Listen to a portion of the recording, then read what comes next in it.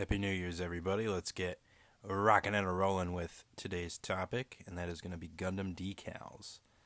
Um, decals for Gundams, Gunpla, whatever you want to call it, the model kit world of Gundams, come in a few different varieties. I'm not going to talk about color correcting decals because those are just foil stickers that correct a color that should have been a different color, and realistically, you should probably be painting those.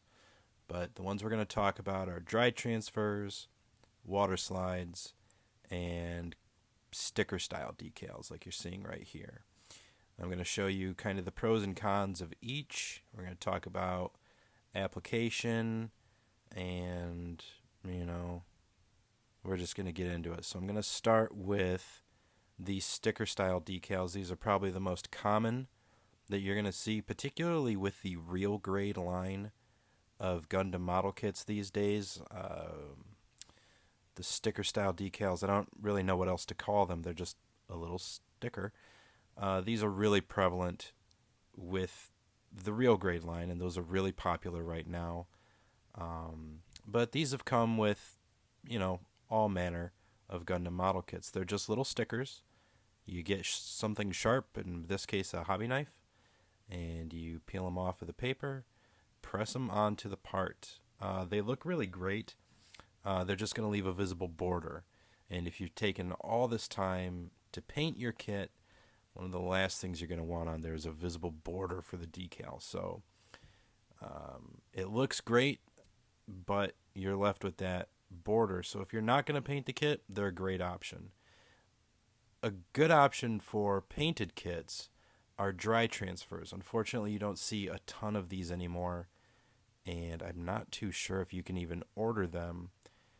Most of that seems to be with the water slides that we'll get into in a minute here, but I really do like dry transfers because they look great and they're fairly easy to use. They're just a little more complicated than sticker style decals. So I'm going to show you here. You just cut them off of the film, and you're going to transfer them to the part. You can use your fingernail for this. I'm wearing gloves because I don't like to get fingerprints on my parts.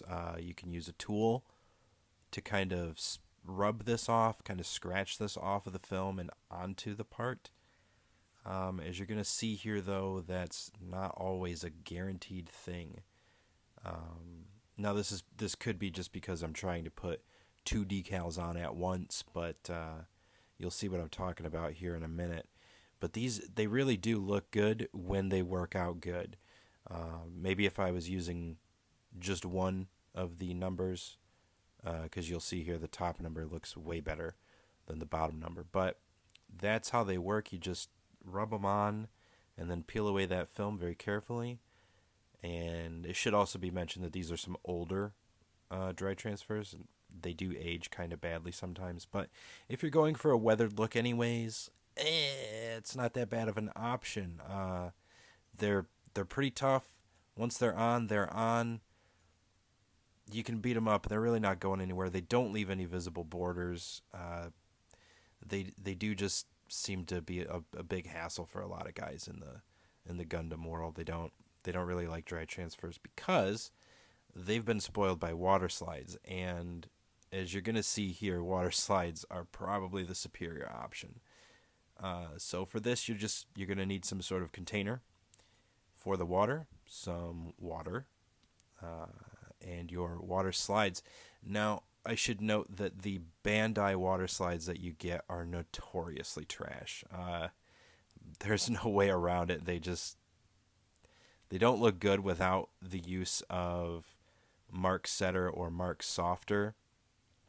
Mark Softer is going to be for like if you're using a water slide over a panel line or over a segmented part, and you kind of want that film to sink into the groove.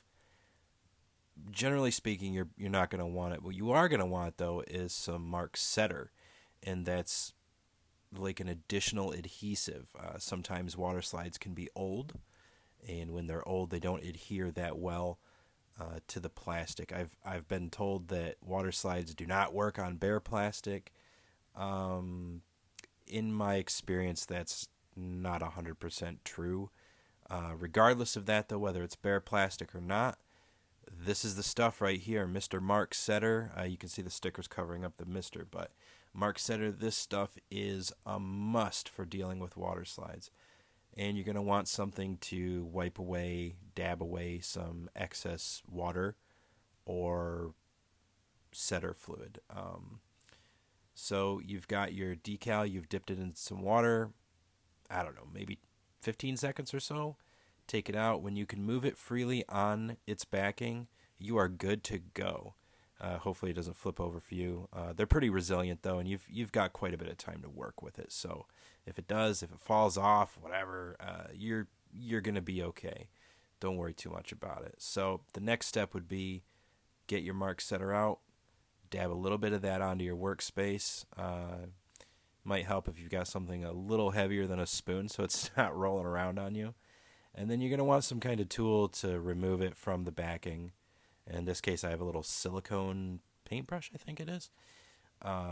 They're pretty good for this. I'm dropping it all over again. But no worries. Like I said, you've got quite a bit of time. As long as there's water there too, or the other fluid there, you've got a ton of time to work with it. And when you've got it in a place that you're happy with, you just roll that out, let it dry up, and what you're left with is a pretty seamless decal on your part, and you can see it's the superior of the three. I am a little partial to the dry transfers, but there's just no market for those. Whereas the water slides, huge market for those. Hope this helps you guys out, particularly anybody who's confused about decals in general. Happy New Year. Keep building, and I'll see you next time.